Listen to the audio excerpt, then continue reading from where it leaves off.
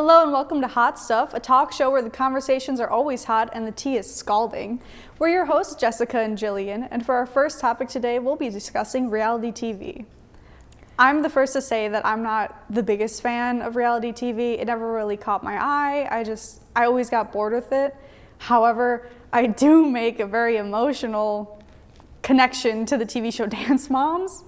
I will never get over Dance Moms. I know it's super awful. A lot of the cast has moved on and those poor kids are just emotionally abused and it's awful. But I can't get over watching Abby Lee Miller stand around and scream at kids and then ride her little wheelchair to go get Baskin Robbins.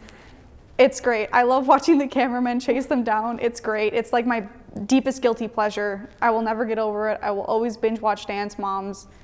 That's really the only reality TV show I watch, but I hold it really close to my heart. What about you?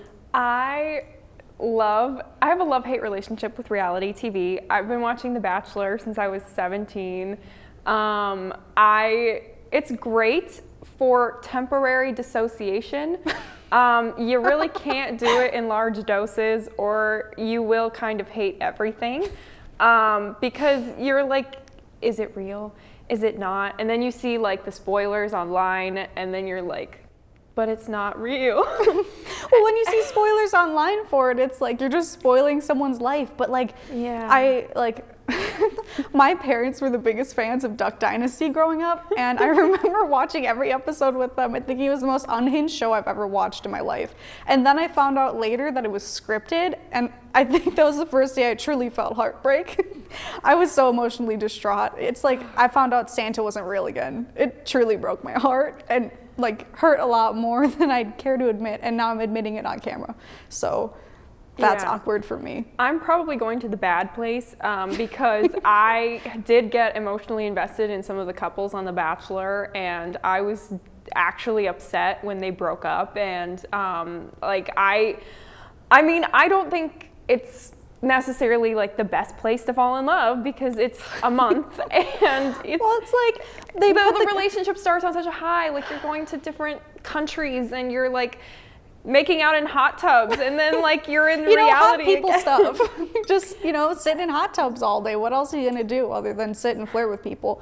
I mean, like The Bachelor and The Bachelorette feels so awkward to me. Like I could never imagine being on that show on either side. I know the moment I got kicked off the show, I'd be standing there just like sobbing my eyes out. So I don't know how people could ever be on reality TV because it's so awkward. Like, but then you'd get picked for The Bachelorette because people would feel bad for you. I don't want people on TV feeling bad. That's your strategy. I mean, that's the strategy. You just make people pity you all the time. Be super hot and gain pity.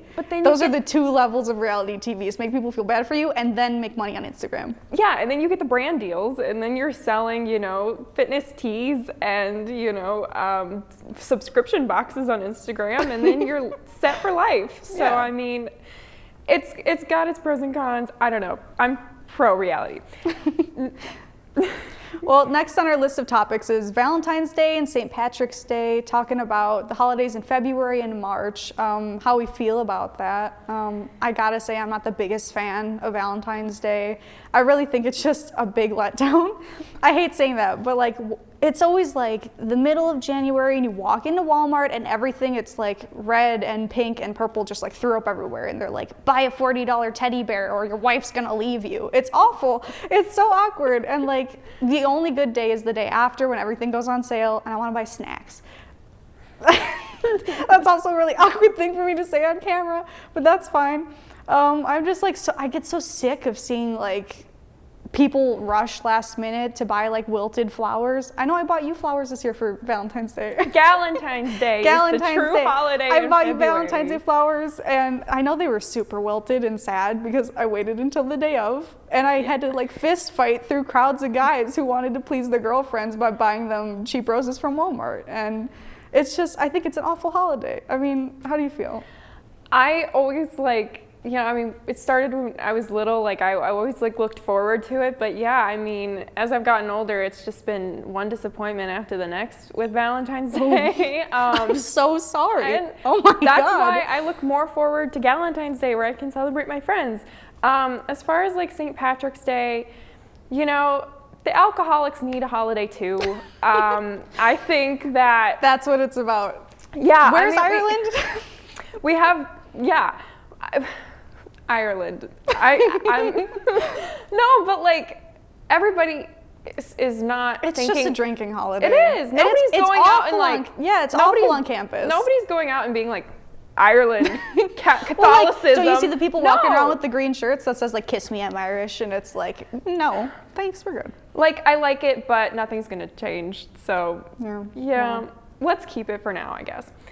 Well, that's all we have time for right now, but we will be right back after commercial for our next topic, which is celebrating Christmas before Halloween and Thanksgiving, right here on Hot Stuff.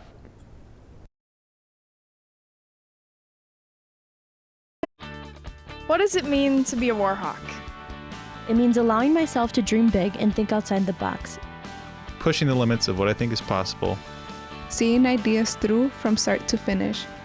Collaborating with professors and peers. And seizing opportunities in the community to put my knowledge to use. I'm studying abroad. Learning another language. And listening to the stories of others. I'm making lifelong friends and fearlessly sharing my gifts with the world. As a war hawk, I stay balanced, Take great care of myself. and get out of my comfort zone.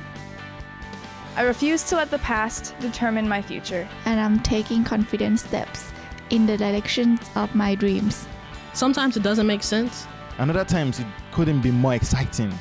But I will keep my goals in mind. And never quit. Because That's the Warhawk way.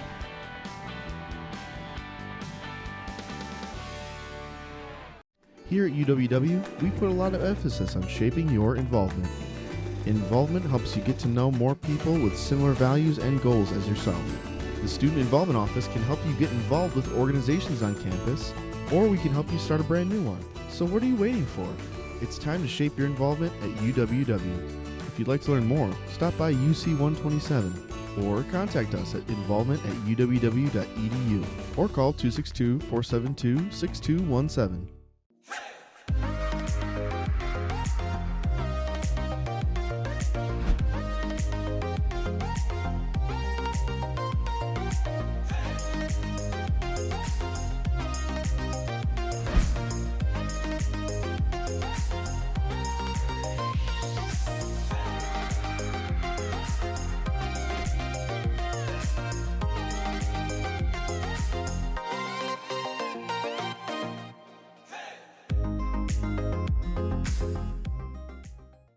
Welcome to Jitters Coffee House. Located on the first floor of the Wells Towers, Jitters is a student-run coffee lounge and offers a variety of coffee and ice cream-based drinks and is home to many entertaining programs, including live music, gamer trivia nights, and other performances. Coordinate your activity by emailing jitters@uww.edu. Jitters is completely run by volunteers who can earn service hours and even receive a free drink during their shift. Stop in tonight at Jitters Coffee House, where fun events and community come together.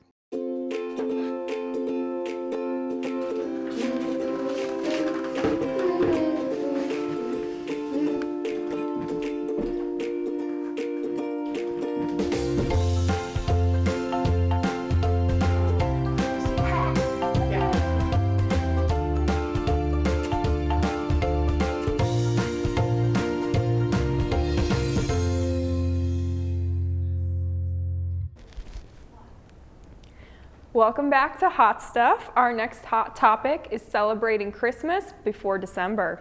Let's discuss. For one, I'm for it. Personally, this is a little personal.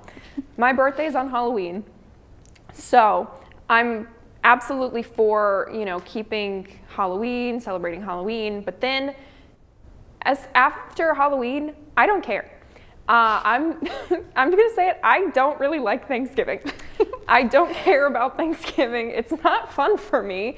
It's like it's a day of stress. It's a day of panic cleaning because your family's coming over and you haven't seen them in months, and your mom has to pretend that we don't live at the house because the whole house has to be spotless, and then you're cooking all day and they're there for hours, and then by the time they leave, it's a day of honestly stress. And the food at my house, let it out, girl. Let it out.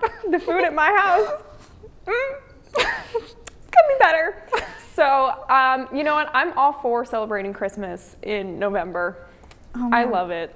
I hate Thanksgiving. I hate it. I hate cooking. I hate all the cleaning. And then, like, what do you even eat early in the morning? I don't know. Do you But eat I put up Christmas decorations before Christmas because I love Christmas lights, but I'm not going to celebrate Christmas before. I think there's like the line between like decorating for Christmas and then like going to Christmas parties. And this might be like a weird opinion, but like if you have to put off a Christmas party, I don't even think it's worth doing. I know like everyone's like, we're doing Christmas parties and it's all on the same weekend and then it's awkward, but like if it's not close to Christmas, I'm not going. So true, bestie. Well, we are now on to our last topic for today's show, cats versus dogs. Which is better? I, for one, I might be in the minority here, but I really like both. So it pains me to say that I gotta say cats are better. I just think they're human baby sized, which means they're perfect for like What about snuggling. little dogs? You could just get a little dog. If you can't get a big cat, you can get a little dog. I'm getting to that. I hate it. I'm sorry. While there are some dogs who are human baby size, with the downside of dogs, you have to take them outside, like to let them go to You gotta the open the bathroom. door for them, and they gotta go outside. Okay.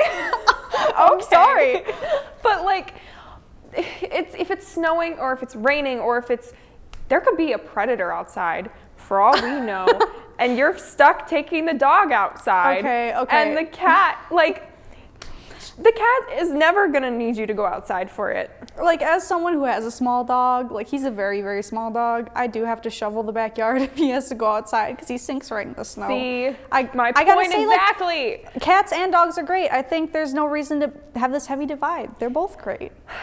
Well, unfortunately, that is all the time we have for today's show, but be sure to tune in next time for another episode of Hot Stuff. Remember, the conversations are always hot and the tea is scalding.